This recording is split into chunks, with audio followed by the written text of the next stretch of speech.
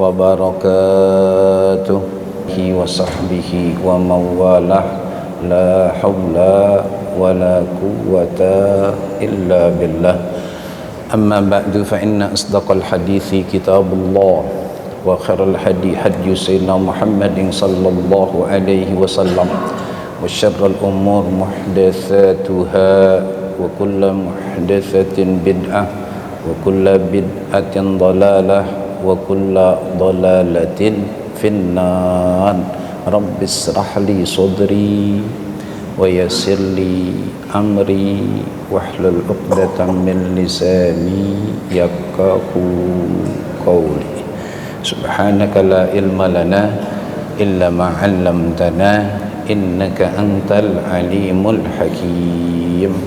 Yang sama-sama kita hormati dan kita muliakan pimpinan daripada Masjid Jami' Baitur Rahman, gedung DPR, MPR, DPD Jakarta, hadirin jamaah para asatiz rahimakumullah. Alhamdulillah, kita bersyukur kehadirat Allah Subhanahu wa taala di mana siang hari ini dengan izin dan nikmat Allah kita telah dapat mendirikan ibadah salat zuhur tepat waktu juga berjamaah. Lalu kita lanjutkan dengan mengikuti kajian ba'da zuhur sebagaimana dijadwalkan oleh pengurus yang ada.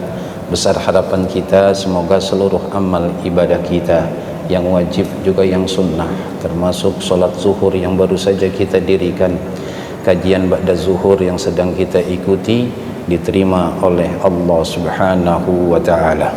Salawat dan salam teriring selalu keharibaan baginda Nabi besar Muhammad sallallahu alaihi wasallam beserta keluarga dan para sahabat, juga seluruh pengikutnya yang tetap setia hingga akhir zaman.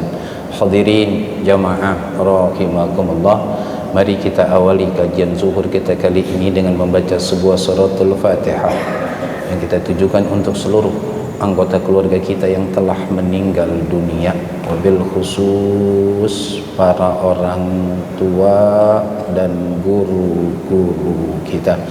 Semoga dengan barokah mukjizat suratul Fatihah ini khilaf dan salah mereka diampuni oleh Allah Subhanahu wa taala. Setiap amal ibadah mereka diterima, senantiasa mendapat cucuran rahmat dan ditempatkan pada tempat yang terbaik sesuai kebijaksanaan Allah Subhanahu wa taala. Pada ini pula kita tujukan untuk seluruh anak turunan kita, khususnya yang masih belajar. Mudah-mudahan Allah jadikan mereka semua anak yang soleh dan solehah. Bitilka niyah. Al-Fatihah. A'udzubillahi minasyaitonir rajim. Bismillahirrahmanirrahim. Alhamdulillahirabbil alamin. Arrahmanir rahim. Maliki yaumiddin. Iyyaka na'budu wa iyyaka nasta'in. Ihdinas siratal mustaqim. Siratal ladzina an'amta 'alaihim ghairil maghdubi 'alaihim waladdallin. Rabbana ighfir lana wa liwalidina. Amin. Bismillahirrahmanirrahim. Yang belum niat iktikaf, tolong niat iktikaf di dalam hati dengan ucapan Bismillahirrahmanirrahim. Aku niat iktikaf selama berada di masjid ini sunnah karena Allah Ta'ala. Lalu lanjutkan dengan niat nuntut ilmu juga dalam hati dengan ucapan Bismillahirrahmanirrahim. Aku niat nuntut ilmu siang hari ini karena Allah Ta'ala. Semoga Allah Subhanahu wa ta'ala memberikan kepada kita ilmu yang berkah, ilmu yang mudah, ilmu yang manfaat dunia akhirat. Amin ya rabbal alamin. Kita lanjutkan Bismillahirrahmanirrahim. InsyaAllah kita akan berbicara tentang ibadah sunnah kurban. Dalam kitab Fiqhul Ibadat ala madhhab Syafi'i rahimahullah, di situ dikatakan al-udhiyatu hiya ma yudbahu minan na'ami taqarruban ilallahi ta'ala. Yang namanya udhiyah itu adalah apa yang disembelih dari hewan ternak dengan tujuan untuk mendekatkan diri kita sebagai seorang hamba kepada Allah Subhanahu wa ta'ala. hukumnya adalah sunnah muakkad, enggak ampe wajib bagi orang-orang yang memiliki kemampuan alias kelapangan rezeki. Allah Subhanahu wa taala berfirman, a'udzu billahi minasyaitonir rajim, inna a'tainakal kautsar fasholli li rabbika wanhar inna syani'aka huwal abtar. Allah Subhanahu wa taala berfirman, sesungguhnya kami telah memberikan kepadamu wahai Muhammad, kata Allah, nikmat yang banyak. Fasholli li rabbika wanhar, maka dirikanlah solat olehmu wahai Muhammad, yakni solat Idul Adha dan 2 khutbahnya, lalu berkorbanlah karena Allah Subhanahu wa taala. Maka siapapun yang membencimu wahai Muhammad, dia adalah orang yang terputus dari rahmatku. Jadi hadirin jamaah rahimakumullah, di sini Allah menyatakan kepada baginda Nabi besar Muhammad sallallahu alaihi wasallam bahwasanya Allah sudah memberikan nikmat yang banyak kepada Rasulullah sallallahu alaihi wasallam, dan pastinya buat kita nih hamba-hamba Allah, maka ini ibadah sunnah kurban sangat ditekankan buat kita umat Islam yang punya kelapangan rezeki untuk bisa melaksanakan ibadah sunnah kurban. Bentar, yang nyari duit capek kita, yang pusing pikiran kerjaan kita, yang menghadapi cuaca kadang-kadang ekstrim kita, yang lelah kita, yang keluarin bensin kita. Kenapa harus kita ngeluarin duit untuk beli hewan kurban lalu kita korbanin? Saudara, ya, besok di akhirat kata Rasulullah ada 4 pertanyaan. Dari 4 pertanyaan hadirin jamaah rahimakumullah, ada 1 pertanyaan yang isinya 2. Apa itu? Wa an malihi min aina iktasabahu wa fima anfaqahu. Tentang harta benda kita Allah akan tanya besok di akhirat, rupiah demi rupiah. Apa pertanyaan Allah? Dari mana atau bagaimana cara kamu mendapatkannya? Makanya maaf, jangan lupa diri, apalagi nggak bersyukur sama Allah dengan melimpahnya harta. Allah nggak lihat kita orang kaya apa orang miskin. Yang Allah akan lihat dan Allah tanya besok, dari mana aja itu duit. Maka dengan kesadaran ini orang Islam nggak ada yang bangga jadi orang kaya. Kenapa? Karena makin banyak harta yang dia miliki, nggak jelas cara mendapatkannya. Itu salah satu beban yang paling berat besok di akhirat. Satu pertanyaan. Pertanyaan yang kedua tentang harta. Wa fima anfaqahu. Kemana ente belanjakan kata Allah. Jadi bukan cuman dari mana, tapi juga kemana kalian belanjakan kata Allah. Itu bukan milik kalian kata Allah, milik aku. Yang aku titipkan kepada kalian bukan pemilikan, dititipkan supaya kalian bisa ngambil manfaat dari itu kata Allah. Salah satu peluangnya adalah ibadah sunnah kurban hadirin jamaah rahimakumullah. Maka kita harus bertanya kepada diri kita, maaf kalau bahasanya kurang sopan, kalau ada orang yang minta sama kita, entah di jalan, entah di lingkungan rumah, pertanyaannya siapa yang ditolong dan siapa yang menolong? Kenapa ini harus ditanyakan? Syukran, supaya kita tahu ke depannya harus bagaimana. Terkadang orang duitnya ada, bahkan kartu ATM-nya di setiap selipan dompetnya terisi semua, tapi untuk ngerogoh kantong berat tangannya.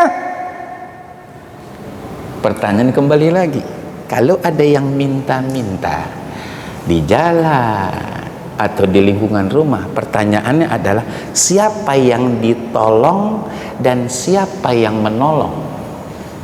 Jelas pasti kita yang nolong, karena kita yang ngasih uang, mereka yang minta-minta, mereka itu yang kita tolong. Salah, keliru, salah. Dari mana salahnya? Begini hadirin, kita dititipkan rezeki duit oleh Allah.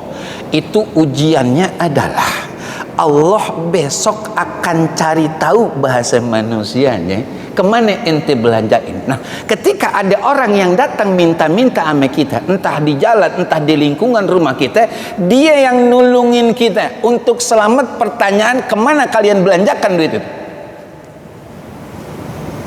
Berarti yang ditolong kita, bukan mereka yang minta-minta. Mereka yang menolong kita, kita yang ditolong oleh mereka, termasuk korban. Termasuk korban. Kita lihat lagi sekarang contohnya. Kita punya motor baru, saudara, di atas 10 juta pastinya. Kita punya mobil, alhamdulillah, itu di atas 100 juta. Yang manfaatnya sampai sebelum roh kita berpisah dari jasad. Dan maaf, tidak semuanya itu kendaraan, mau motor ataupun mobil, itu ada nilai ibadahnya. Enggak semuanya. Bahkan dia bisa menjadi satu beban besok buat kita di hadapan Allah Subhanahu wa ta'ala. Sedangkan ibadah sunnah kurban yang saya tahu di lingkungan satu jiwa, kalau urunan itu 3 sampai 5 juta. Di bawah harga motor, jauh di bawah harga mobil.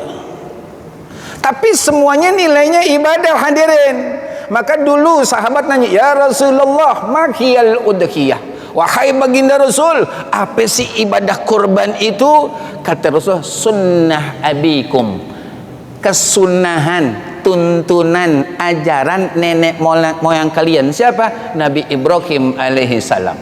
Lalu ya Rasul, apa yang kita dapat dari ibadah sunnah kurban? Kata baginda Rasul, bikulli sa'ratin hasanah, setiap satu helai bulu rambut yang ada di hewan yang kita korbankan, ada satu kebaikan yang Allah akan berikan buat kita. Kalau kendaraan, sekali lagi, tidak semuanya bernilai ibadah. Harganya jauh di atas harga urunan kita untuk ibadah sunnah kurban, baik di masjid ataupun musholah, gitu.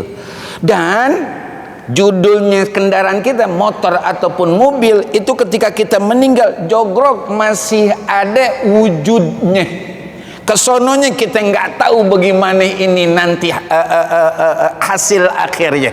Tapi kalau korban, kata Rasulullah, wa inna dama la yaqa'u minallahi azza wa jal qabla an yaqa'a 'alal ard fatibu biha nafsan atau kama qala Rasulullah sallallahu alaihi wasallam. Kata baginda, sesungguhnya darah dari hewan yang kalian sembelih lillah di hari raya Idul Adha, sebelum dia menyentuh bumi alias tanah, udah menyentuh kasih sayang Allah Subhanahu wa ta'ala, dan Allah lipat gandakan pahalanya buat kita, dan kita nikmati besok setelah kematian kita. Fatibu fiha nafsan, maka senanglah kalian melaksanakan ibadah sunnah kurban. Maka bagi kita, maaf, dituntut kejujuran oleh Allah. Apa jujurnya? Kan kita tahu kita punya duit apa enggak, dan Allah pasti maha tahu. Makanya saya sering berbahasa di sekian majelis yang ada, jangan coba-coba cari alasan besok di padang mahsyar. Nggak bakalan ketemu ente cari alasan untuk menghindar dari hukum Allah, karena Allah maha tahu, termasuk tentang ibadah sunnah kurban. Hadirin jamaah rahimakumullah, kita punya duit, bismillah, keluarin. Harga satu ekor entah 3 juta, 3,5, 3,750, 4 juta atau 5 juta, bismillah, keluarin. Jangan dilihat judul gede duitnya, lihat siapa yang menjanjikan dan menganjurkannya. Yang menjanjikan menganjurkannya adalah Allah, yang menjadikan pahala adalah Allah. Pasti lebih ketimbang 5 juta yang kita keluarin, yakin itu. Dan itu jadi celengan buat kita. Innaha lata'ti yaumal qiyamah bikuruniha wa ash'ariha wa azlafiha. Kata baginda Rasul, hewan sunnah kurban yang kita sembelih di dunia lillah, dia akan datang menghampiri kita dengan tanduknya, dengan bulunya, dengan kuku kakinya, lengkap, nggak ada kurang. Nih hadirin, mohon maaf, jangan sampai kita ngontrak enggak, bahkan punya kontrakan, jalan kaki naik kendaraan umum enggak, enak kita punya motor, punya mobil, alhamdulillah, duit insya Allah nggak ada kurang-kurangnya, kerjaan alhamdulillah tetap gitu, tapi nggak pernah korban, tapi ngarepin daging korban. Ada nggak yang begitu? Banyak. Maaf ya, maaf kalau kurang sopan bahasanya, malu mestinya sama Allah. Ente mestinya yang memberi, bukan nunggu diberi. Ini hadirin jamaah, harus kita ingat, ini kesempatan dari Allah buat kita membelanjakan rezeki milik Allah, harta milik Allah di jalan yang Allah perintahkan, Allah ridhoi. Jangan khawatir miskin, gak bakalan miskin, dijamin itu asli. Kalau orang judi iya, narkoba iya, boros iya, tapi kalau belanja di jalan Allah bertambah saudara, asli. A'ti ma fil jaib ya'ti ma fil gaib, keluarkan yang di kantong akan datang penggantinya yang tiba-tiba. Allah punya urusan. Ini nih yang kita tekenin dulu nih. Emang kenapa? Nggak mungkin ada syiar Islam saudara di kampungan kita, wilayah kita, entah masjid, mushola, majlis taklim, kalau nggak ada yang beribadah sunnah kurban. Apa yang mau dipotong? Panitia nganggur, nggak ada yang dipotong, nggak ada yang mau ngeluarin duit, semuanya nunggu dapat daging. Nah, gimana ceritanya? Nih syiar nih namanya. Kemudian hadirin jamaah rahimakumullah, kalau kita punya kemampuan untuk menyembelih 1 ekor ibadah sunnah kurban, laksanakan. Namanya sunnah ain, anjuran yang sifatnya individu per orang. Jangan sampai kita gabung, kan kita mampu, kan sampai harus kita merasa tidak mampu, nanti khawatir masuk hadis Rasulullah, al-bakhilu ba'idum minallah, ba'idum minan nas, ba'idum minal jannah, qaribum minan nar. Orang yang pelit, kata Rasulullah, adalah orang yang jauh dari Allah, jauh dari manusia, jauh dari sorga, dekat banget sama neraka. Buat apa kaya di dunia kalau ujung-ujungnya jadi bahan bakar neraka? Hidup di akhirat hadirin, semenjak masuk alam kubur sampai seterusnya nanti, itu 1 hari sama dengan 1000 tahun. Tinggal kita pikirin aja nih. Makanya bismillah, kalau mampu per individu, bismillah kita, bismillah istri, bismillah anak. Gak bakal miskin, saya tegasin, gak bakal miskin. Gak ada cerita dari dulu sampai akhir nanti dunia dia miskin emang apa? Sering banget sedekah. Gak ada saudara, gak ada. Dijanji sama Allah ganti itu, di samping pahalanya yang berlimpah pastinya. Kalau memang nggak mampu tapi ada keinginan kuat karena dipaham betul, kata Rasulullah, ma'amila adamiyun min amalin yauman nahri ahabba ilallah min ihraqid dam. Nggak ada kerjaan yang paling Allah cintai melebihi saat hari raya Nahr, melebihi daripada mengalirkan darah. Dia tahu tuh, dia tahu hadis tersebut, dia pengen dapat itu. Maka dibilang sama istrinya, Neng, iya bang, kenapa bang? Abang pengen dah melaksanakan sunnah kurban. Terus ya udah laksanain dah bang. Bukan, duitnya baru 1,5, sedangkan patungannya 3,5, masih kurang 2 juta lagi. Bentar bang ya, saya lihat, alhamdulillah bang, ada nih bang celengan saya 1 juta, kurang 1 juta. Ngomong anaknya 2, ya kan? Yang laki yang perempuan adik kakak nih, iya ya aku ikut sunnah kurban ya 500, aku ikut ya 1 ekor buat 1 keluarga, boleh, namanya sunnah kifayah. 1 ekor cukup untuk 1 keluarga kalau begitu emang kemampuannya sampai di situ. Boleh saudara, namanya sunnah kifayah. Tapi jangan pernah bohong sama diri sendiri, jangan pernah bohong sama Allah.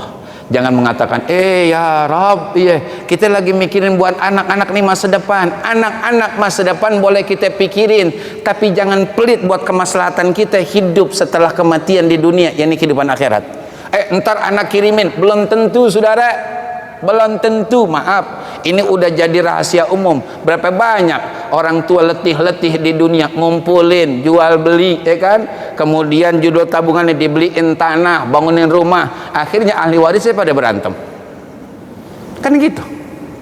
Ayo dah, udah capek kita di dunia nahan nafsu, capek kita di dunia ngumpulin duit rupiah demi rupiah supaya anak kita punya tempat tinggal, tanah kita beliin, rumah kita bangunin, kitanya nggak dipikirin, malah dia pada berantem. Jangan pelit sama diri kita, tapi juga jangan batasi untuk tidak memberikan apa yang dibutuhkan oleh anak-anak kita. Makanya bismillah, ini kesempatan, insya Allah besok nih. Tuh. Hadirin jamaah rahimakumullah, kita lanjutkan. Yang kedua, waktu pelaksanaannya min awwali ayyami idil nahar ila ghurubi syams akhiru ayyami tasyrik. Pelaksanaannya adalah dari hari pertama hari raya nahar, atas hari raya Idul Adha, kan? Ba'da sholatil id, setelah sholat id. Saya garis bawahi lagi nih, setelah sholat id. Apa itu setelah sholat id? Enggak boleh, enggak sah menyembelih hewan sunnah kurban, mau yang kecil ataupun yang besar, yang biasa ataupun yang mahal, sama sekali itu kalau sholat idnya belum kelar. Kan ada itu, kalau kita kan di Idul Fitri, Idul Adha, itu kan judulnya sholat dulu baru khutbah. Kalau Jumat khutbah dulu baru sholat, mungkin bahasanya begitu, dan itu memang pernah terjadi. Kalau sholat Jumat sampai kayak Idul Fitri, Idul Adha, banyak yang kosong jamaah. Emang apa? Yang penting udah sholat, khutbah mah belakangan. Kita hadir boleh? Enggak apa-apa. Tuh. Jadi dirubah nih. Tuh, dirubah semenjak Rasulullah ketika naik menjadi khatib, banyak jamaah saat itu meninggalkan, dirubah jadinya. Tuh, nggak sama lagi kayak Idul Fitri, Idul Adha, sholat dulu baru khutbah. Nah, semenjak saat itu dirubah, jadi khutbah dulu untuk Jumat baru sholat, sehingga orang terkunci di kamu kemana-mana belum sholat. Untuk Idul Fitri, Idul Adha, khususnya Idul Adha, di sini dikatakan ba'da sholatil id, setelah sholat id. Bukan cuma sholat ya, khutbahnya juga, dua khutbah. Khutbah pertama dengan khutbah kedua, baru penyembelihan, dan itu sah, dapat pahala kurban tuh. Tapi kalau sembelihnya setelah sholat, belum sampai selesai khutbahnya, nggak sah penyembelihannya. Apapun alasannya, itu cuma penyembelihan biasa, dagingnya daging biasa, pahala nggak dapat pahala ibadah kurban. Kenapa? Karena menyembelihnya bukan pada waktunya. Terus sampai kapan? Ila ghurubi syams, sampai terbenam matahari pada akhir hari tasyrik. Insya Allah tahun ini tanggal 27 Mei, hari Rabu. Itu tanggal 10 Zulhijjah, hari haknya. Kemudian 3 hari tasyrik, Kamis, Jumat, Sabtu. Menjelang maghrib selesai waktu penyembelihan. Nggak boleh lagi dilaksanakan. Emang kenapa? Itu batasan waktu yang memang ada dalam syariat agama. Hadirin jamaah rahimakumullah. Kemudian untuk kita nih yang ingin melaksanakan ibadah kurban, ada yang harus kita perhatikan. Apa itu? Pertama, ikhlas. Kata Allah Subhanahu wa taala, la yanalallaha luhumuha wala dima'uha walaki yanaluhu taqwa minkum. Enggak bakalan Allah menilai daging darah hewan yang kalian kurbankan. Yang Allah nilai adalah keikhlasan. Kadang-kadang begini hadirin, kan ikhlas itu salah satu dari 2 syarat ibadah kita diterima sama Allah. Ikhlas sama ittiba, ikut tuntunan Rasulullah, itu namanya ittiba. Kalau kita kagak ikhlas, nggak jadi tuh. Contoh, hewan dipajang tuh di masjid, di mushola, ya kan? Emang tempatnya. Ente lihat nggak no? Mana? No, hewan yang paling tinggi, yang semuanya kelihatan jadi kecil, hewan siapa itu? Itu namanya dia membanggakan. Bapak, abang, bukan duit ente, duit Allah. Allah nitip, bukan untuk milikin ente, bukan, nitip. Biar ente ngambil manfaat, jangan sombong. Orang bukan punya kita tuh duit, punya Allah, ngapain kita sombong? Saya pinjam mobil nih, sama tetangga saya BMW misalkan, pantas nggak kalau saya bilang lihat dong mobil saya, pantas nggak? Nggak pantas, boleh minjam. Begitu juga rezeki, nggak boleh kecuali ikhlas. Yang kedua, hadirin jamaah rahimakumullah, berbahasanya harus hati-hati. Mungkin jamaah udah menemukan keterangan ini. Artinya gini, ada namanya sunnah ada namanya nazar aini dengan nazar hukmi. Nazar aini itu adalah bila saya mengatakan kalau anak saya lulus hafalan Qur'annya 30 juz, saya akan menyembelih 1 ekor kambing besok hari raya Idul Adha. Alhamdulillah, biaunillah, birahmatillah, anak saya lulus 30 juz tanpa ada cacat sedikit pun, maka saya wajib tuh menyembelih 1 ekor kambing pada hari raya Idul Adha. Itu namanya nazar aini, gitu. Itu ya kan, keharusan saya yang tadinya sunnah menjadi wajib. Yang kedua, nazar hukmi. Apa nazar hukmi? Terhukum nazar. Contoh, saya lagi jalan nih, mau ke kandang hewan orang yang jualan. Terus ada tetangga nanya, mau kemana ente Sukron? Mau lihat hewan. Mau ngapain? Mau beli kambing buat korban saya. Mau beli kambing buat korban saya tahun ini, maka terhukum nazar saya. Mau nazar aini ataupun nazar hukmi, saya haram memakannya sama anak turunan saya. Jadi bahasanya bagaimana Sukron? Sunnah kurban. Kalimat sunnah ini kalau kita tinggalin jadi nazar. Ini yang belum dibedah kebanyakan dan belum dicari tahu oleh kita umat Islam. Ini bahasa dan ini sangat penting. Adanya cuma di majelis taklim.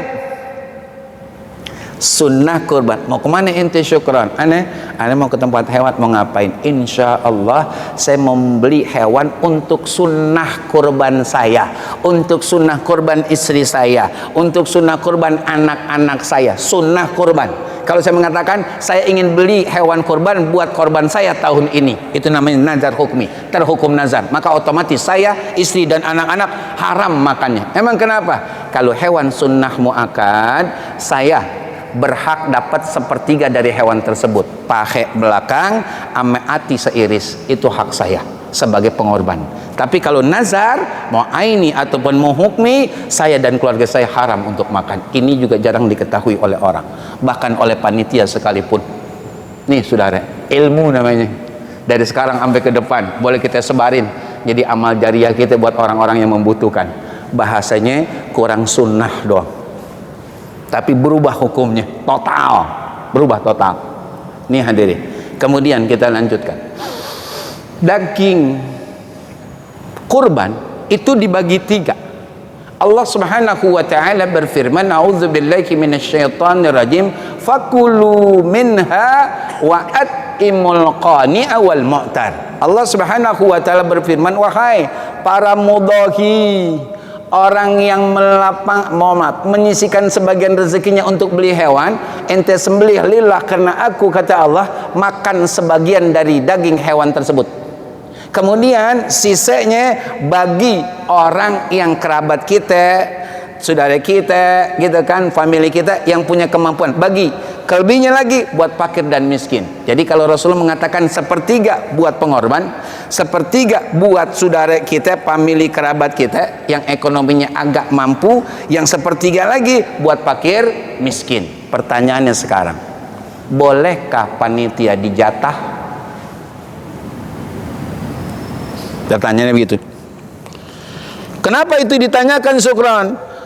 Banyak masjid musola, walau tidak semua, itu ketika rapat panitia itu langsung, berapa kita panitia? Ada 30 Pak Ustadz, 30, oke. Setiap orang 1,5 kilo itu dagingnya. Kata Gus Faiz, putra guru kita Kiai Haji Syukron Makmun, pimpinan Pondok Pesantren Darul Rahman, kata beliau, panitia zakat panitia korban bukan kayak amil zakat. Supaya jelas nih, kalau amil zakat saudara itu masuk dari 8 asnaf, itu di firman Allah, amil dapat bagian zakat tuh, dapat. Tapi kalau panitia korban bukan amil. Apalagi dengan ditentukan setiap panitia. Ini kita ngomong agama ya, mohon maaf kalau bahasnya kurang sopan, kurang tepat, tapi biar kita tahu nih, biar kita lebih lempeng jalan hidupnya ketika jadi panitia. Mohon maaf, minta redha sekali lagi kalau kurang sopan.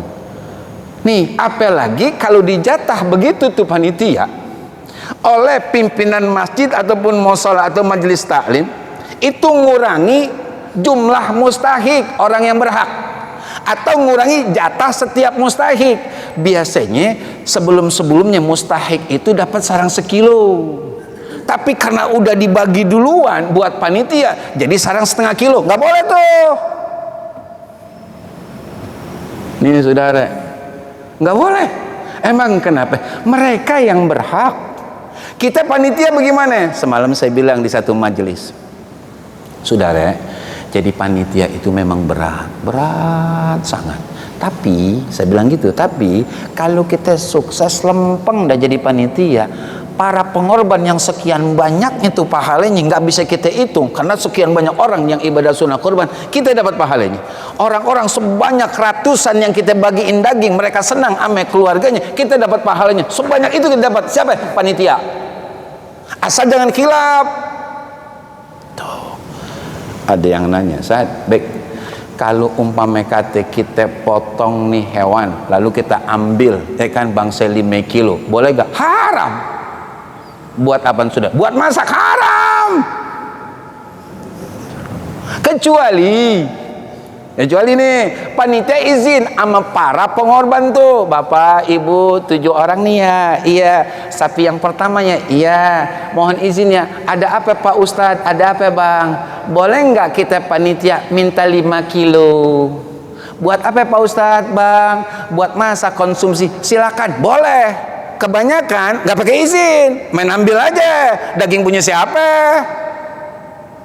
Apalagi saudara, ini supaya kita ingat-ingat betul dan kita praktekkan. Apalagi saudara, ada orang yang nyelipin daging, ngambil kaki, ngambil buntut, ngambil torpedo, pisahin pale. Pak, maaf dah. Maaf dah. Cuman ini harus disampaikan biar terurai gitu maksudnya saya. Ketika beliau nih, saat Irfan ngomongin saya, judulnya apa? Saya bilang ibadah sunnah kurban, supaya kita jelas nih saudara. Jelas khususnya buat diri kita sama keluarga kita. Kenapa?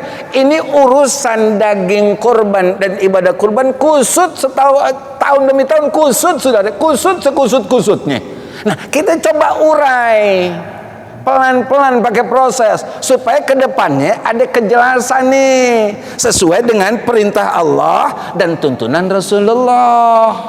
Motong, ambil daging, tuh, hati seret, masukin plastik hitam, bawa pulang. Dah, punya siapa bapak? Punya siapa? Kadang dilupa bawanya, karena kalau dibawa takut ketahuan yang lain, akhirnya busuk, bau. Bawa pansin musola, ya Allah, di bawah seng. Nih hadirin, maaf ya, ini bahasa agama saya bahasakan. Daripada makan daging tapi haram, mendingan tempe, tahu ame oncom. Halalan thayyibah. Emang kenapa Sukron? Begini saudara, makanan minuman yang haram masuk ke tubuh kita, ke istri kita, ke anak kita, konsekuensi alias akibat yang harus kita tanggung, doa, sholat, ibadah kita Allah nggak terima, termasuk bini sama anak, karena mereka ikut makan walaupun mereka nggak tahu, karena yang nanti besok tanggung jawab kita, bapaknya, kita suaminya, kita ambil tanpa izin. Yang penting modal anduk di leher sama pisau kecil, sapu-sapalnya begini kayak orang keringetan, capek banget ya kan. Udah bang, orang kate pegel banget, ini udah pada kotor banget nih kita. Bawa udah bungkus anaknya, bawa tuh, bawa sono, bawa cepetan sono, bawa sono. Anaknya nungguin di belakang, ada 2 plastik dibawa. Haram tuh.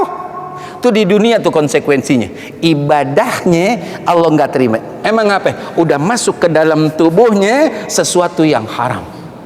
Besok dia meninggal, kalau belum tobat dan balikin, itu hak orang, karena urusannya hak Adam ini saudara. Kata Rasulullah, kullu lahmin nabata minas suhat al haram fannaru aula bih. Setiap daging yang tumbuh di tubuh kita asalnya dari sesuatu yang haram, tempatnya besok di neraka. enaknya di mana coba? Nggak ada saudara. Tadi saya bilang mendingan makan tempe tahu sama oncom halal ketimbang daging haram. Ini harus diurai saudara. Dan panitia bukan perwakilan dari para pengorban, bukan. Kalau perwakilan kan seakan-akan dikuasai. Enggak, cuma nitip, tolong ya bang, tolong ya Pak Ustadz, kami nitip hewan sunnah kurban kami nih gitu. Oh iya siap bapak ibu. Dari siapa untuk siapa? Dari saya untuk saya, insya Allah ini sunnah kurban. Ini dari istri saya untuk istri saya. Oh begitu. Ya oke, kita catat namanya. Selesai. Itu namanya dititip, bukan dikuasai. Kadang-kadang panitia korban kayak orang dikuasai. Boleh-boleh aja, mereka melakukan suka-suka aja. Itu yang bahaya tuh. Itu yang bahaya. Nggak boleh panitia cuma dititipkan. Nggak boleh kuasa gitu. Mau tentang pembagian dagingnya, mau tentang judul keadaan statusnya, termasuk jual. Belum lama ini saya isi acara, kemudian ada panitia begini. Ustaz, begini Ustaz. Kenapa sih bang? Kayaknya puyeng banget gitu istilahnya. Begini, saya tahun ini jadi ketua panitia nih di tempat kita nih, panitia kurban. Nah, terus biasanya selama ini nih, yang saya tahu itu tukang jagal, tahu ya tukang jagal ya? Tukang jagal ame timnya, kita nggak pakai duit Sat, bayar. Lalu pakai apaan? Pale, buntut, ya kan, kulit, kaki buat bayar. Nggak boleh, nggak boleh, saudara. Kata Rasulullah, man ba'a jilda udhiyatihi fala udhiyatalah, atau kama qala Rasulullah sallallahu alaihi wasallam. Barang siapa yang menjual kulit hewan sunnah korban, mau kambing, mau domba, mau kebo, mau sapi, dijual, peruntukannya buat panitia, peruntukannya buat bayar kang jagal, peruntukannya buat masukin ke kas masjid musola, ya. Maka yang berkorban nggak dapat pahala korban. Kira-kira tahu nggak pengorban? Nggak tahu, tahunya besok di padang mahsyar. Emang tahunya bagaimana Sukron? Tadi yang saya bacakan hadisnya, gitu. Innaha la ta'ti yaumal qiyamah bikuruniha wa ash'ariha wa azlafiha. Besok hewan korban kalian akan mendatangi kalian, lengkap, ada tanduknya, ada bulunya, ada kuku kakinya. Nah kalau paleknya dijual, kulitnya dijual, kakinya dijual, ya kan, buat kepentingan panitia, atau dimasukin kas masjid, kas musola, kas majlis talim, atau buat bayar tukang jagal, dia telanjang bapak, tanpa kaki, tanpa buntut, tanpa kulit, tanpa pala, datang lah itu, mohon maaf ya, telanjang bulat. Kata yang punya hewan kurban, ya Rob, iya ada apa kata Allah? Maaf, kenapa? Seingat saya pernah nitip hewan kurban di masjid atau di musola, di majlis talim. Kami beli utuh, lengkap, masih hidup, ada napasnya. Ngapa sekarang datang palenya kagak, kakinya kagak, kulitnya kagak, buntutnya kagak? Kata Allah, ente nitip di mana? Di sana ya Rob. Panggil panitianya, panggil. Bulan, sini. Ente jadi panitia dulu. Iya ya Rob. Ini bapak ini nitip sama ente. Iya Rob. Tanya dia tuh Pak, sama ini panitia. Bang, Pak Ustadz, hewan kurban ngapa saya ngapa jadi telanjang bulat begini? Maaf ya Pak, kita jual, paleknya kita jual, kakinya kita jual, kulitnya kita jual, buntutnya kita jual. Lah, jadi telanjang begini dong? Iya, saya kagak mau tahu. Kata yang punya hewan, besok di akhirat. Terus datengin, kan nggak mungkin. Sedot pahalanya dia, sedot kebaikan dia. Jadi panitia ribet tuh urusannya. Karena hilap, makanya dikasih tahu nih. Nggak boleh, nggak boleh dijual sama sekali. Kalau hadiah boleh, deal 3 juta dengan sekian hewan besar, sekian hewan kecil, deal 3 juta ada salaman. Besok ya bang sama timnya siap, jam 6:30 paling lambat udah ada di sini. Oke siap gitu, pokoknya habis sholat dah. Oke siap, datang nih mereka, deal 3 juta, rapi semuanya, darah udah nggak ada amis-amisnya. Datang nih koordinator kang jagal. Assalamualaikum, waalaikumsalam bang. Iya Pak Ustadz ya. Gimana bang? Udah selesai? Alhamdulillah. Beres semua? Beres, boleh dilihat dari beres. Mohon maaf nih kita nungguin ini nih kawan-kawan nih. Oke, bayar nih. 3 juta. Alhamdulillah. Karena kerjaannya rapi kita bilang bang, iya, no ada palek 2 biji. ame buntut 3 bawa dah bagi kawan-kawan, boleh, hadiah namanya, bukan upah. Kadang ada jamaah yang kagak terima, nggak mau Ustaz, nggak mau Pak, iya kami biasa begitu Ustaz, kami jual buat kami yang capek. Haram saudara, nih kudu dikasih tahu sama semuanya nih, haram, nggak boleh. Itu. Jadi kita panitia dapat apa? Dapat pahala dari Allah. Ntar bini nanya bagaimana? Bilangin, Neng, abang mau jadi panitia. Terus bang, ntar kalau abang badan abang bau, baju abang penuh darah, keringetan, letih, puyeng dan seterusnya, iya, jangan omelin ya. Emang apa Neng? Bang, kau jangan omelin. Abang nggak bawa daging. Kok? Kadang laki takut sama bini soalnya Pak. Bang. Semangat banget jadi panitia dari awal sampai akhir bang, kadang dapat apa-apa, cuciin diri tuh bang. Ya, kata lakinya, ya puyeng pada saya dah. Ya, ini bini kalian mendukung nih, makanya dari awal malam tuh itu ngomong sama bini kita, Mbak Neng, abang mau jadi panitia di Masjid Ano. Terus bang, nanti kalau abang capek bla bla bla, abang nggak bawa apa-apaan, jangan pakai ngomel. Kalau memang kamu makan daging, abang kasih duit 200, beli di Padang, makan sepuasnya, jangan ngambil punya orang. Jadi bang, beres, cakep. Ini kadang-kadang bini sama laki saling bantu-membantu untuk berbuat dosa sih. Bang, jangan lupa bang, buntut bang, enak banget tuh bang, buntut bang, buntut bang. Coba itu. Tuh laki bini kerjasama dalam dosa itu namanya tuh. Bini yang suka torpedo bang, nggak apa-apa bang, tinggi nggak apa-apa bang, tipe kan, torpedo, jangan pengen bang, awas bang, kagak ya. Tuh, bini tuh. Bahaya nih. Nggak boleh, haram. Terakhir hadirin jamaah rahimakumullah. Biar ngapasin jam 1. Hewan yang kita mau sembelih harus memenuhi persyaratan. Mau pembeli ataupun pedagang harus jujur. Kata Rasulullah, la tadbahu illa musinnah. Janganlah kalian menyembelih hewan sunnah kurban kecuali udah cukup umurnya. Apa itu cukup umurnya? Kalau domba kibas ya, itu minimal 6 tahun, cakepnya 1 tahun usianya. Kalau kambing gitu ya, ame sapi, ame kerbau, itu kalau untuk kambing 2 tahun, sapi kerbau itu 2 tahun masuk tahun ketiga. Kalau onta 5 tahun. Jangan pakai ditawar. Caranya bagaimana? Cari tahu pasti. Tuh. Bisa dari sisi umur tadi, bisa dari tanggalnya, namanya kupak. Itu penjual nggak boleh bohongin pembeli. Nah, Rasulullah sallallahu alaihi wasallam an bai'il gharar atau kama qala Rasulullah sallallahu alaihi wasallam. Rasulullah melarang sangat umatnya kita jual beli yang ada tipuan. Semalam ada jamaah bilang gitu, Sad, baik, itu ada Sad, orang-orang yang menanggalkan gigi hewannya dari awal. Entah dipatahin atau dipaksa untuk patah, kemudian timbul lagi dan itu kelihatan kayak udah kupak lalu dijual. Itu bagaimana Ustaz? Haram, dari awal dia dibohongin, berarti dia bohongin pembeli nanti tuh. Lihat nih Pak, Bu, ya kan udah tanggalkan kupak. Saya sih nggak bohong, diomongin ente nggak bohong, dipraktek ente bohong. Orang sunnah kurban beli di hewan ente nggak cukup persyaratannya, ente harus tanggung jawab besok di akhirat. Hatta sepupu saya dagang, saya bilang, bang, mohon maaf, kenapa Ustaz? Abang jangan cuma cari untung dunia doang bang, cari untung akhirat. Gimana Ustaz?